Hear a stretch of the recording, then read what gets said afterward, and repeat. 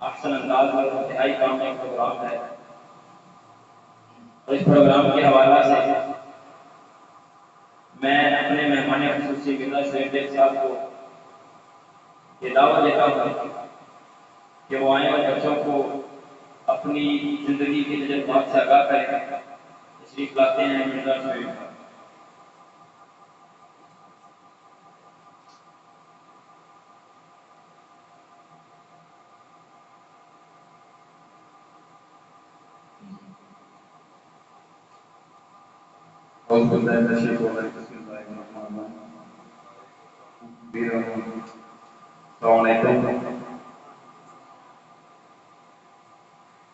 मैं अज पहली दफा शायद महफल च आया गुलमा की महफल च पहली दफा, लेकिन अज तकरीब की महफल च पहली दफा आया तो काफ़ी कुछ सीखने को मिला है। मैं देख रहा तुसी भी देखते हो कि मैं अपने नाम यूट्यूब चैनल मैं कहना चाहना कि गुलमा की जिंदगी और बहना उठना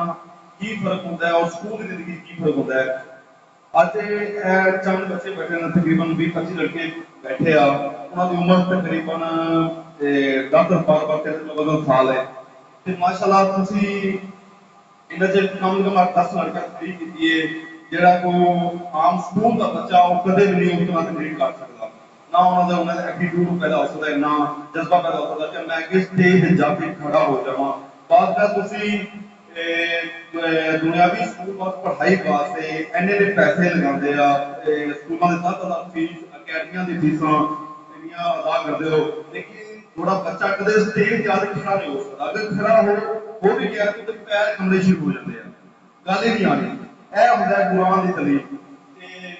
कुरान की तलीम वास्ते मां च बहते हो, उठते हो, खाना खाते हो, लेकिन उन्होंने मेरे नाल देख सकते हो जिन्ने भी लड़के बड़े स्कूल ना बैठे हैं, खामा ना बैठे हैं, एक निश्चित बैठे हैं, तुझे उठे नहीं कोई स्कूल के अगर इस तरह मामला हो, लेकिन उन्होंने एनछेड़ ते नज़मों तो तुझे अक्सर देखा पहला थोड़े इन्होंने एक और फर्क होता है कि जो एक बच्चे तो पढ़ लिख के चले जाते हैं, साढ़े कई ऐसे पढ़े लिखे एमएससी बीएससी की पढ़े होंगे उन्होंने की होंगे जाके कि लाख लाख 2-2 लाख रुपये तनख्वाह पैसे भी उन्होंने पूरी नहीं पैसे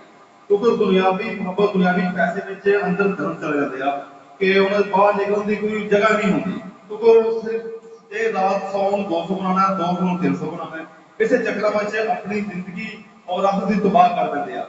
तो कुरान में मेरे काफी उस्ताद बैठे ने, मेरे उस्ताद क्योंकि मैं ना कोई बचपन का पढ़ता है, कुरान से ही हासिल करता आया। कुरान कहता है कि अल हाकुमुत तकासुर हत्ता ज़ुरतुमुल मकाबिर,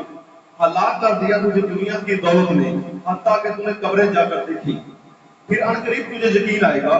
कि दुनिया फानी है, कि यह दुनिया कौन वास्ते हर बंदे को ढूंढता है, मरोड़ता है कि मैं बाज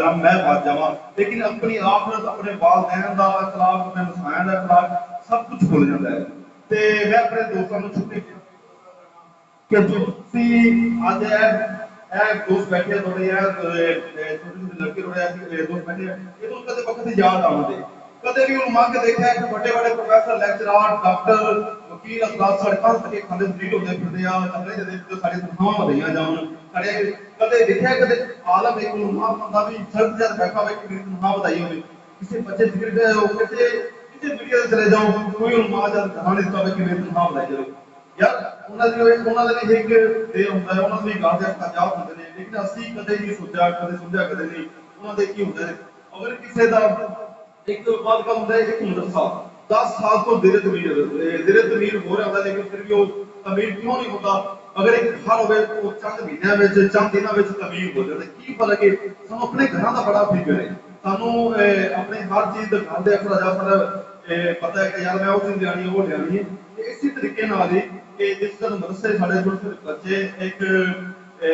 गरीब वालदैन बच्चे मां बन रहे होंगे ने हिफ्ज कर रहे होंगे, लेकिन उन्होंने भी ख्याल रखना सारे नाज़रीन अगे जरूरी है। ये चीज नजरअंदाज ना किया करो, उन्होंने खास खास ख्याल रखा करो और उलमा नाल प्यार मोहब्बत की करो। याद रखा जाए कि उलमा तो जो तुम तारीख में गुम जाते हो डुब जाते हो दुनिया में, जो तुम सारिया चीज़ों को हासिल करने के बाद एक दिमागी कमजोरी जो महसूस हो जाती है, दिमाग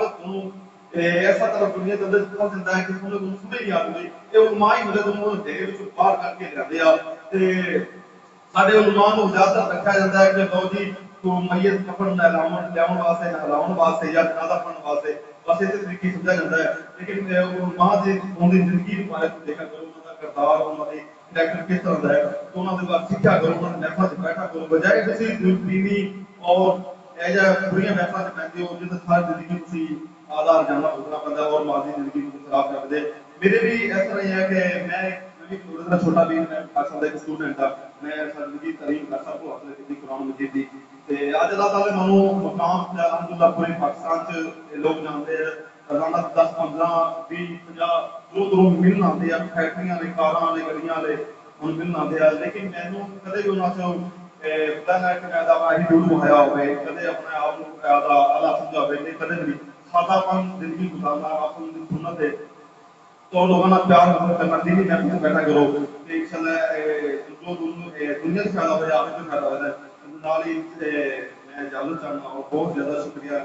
मैं ये नवाजा मैं देख रहा कि महफिल हुई ਉਹਦੇ ਵਿੱਚ ਕੋਈ ਪੋਲੀਟੀशियन नहीं बुलाया सिर्फ एक मानू नाइजर नवाजी मैं बहुत ज्यादा ਇਹਨਾਂ ਦਾ ਸ਼ੁਕਰ ਗੁਜ਼ਾਰ ਹਾਂ ਕਾਰ ਸਾਹਿਬ ਦਾ और दोस्तों का कार साहब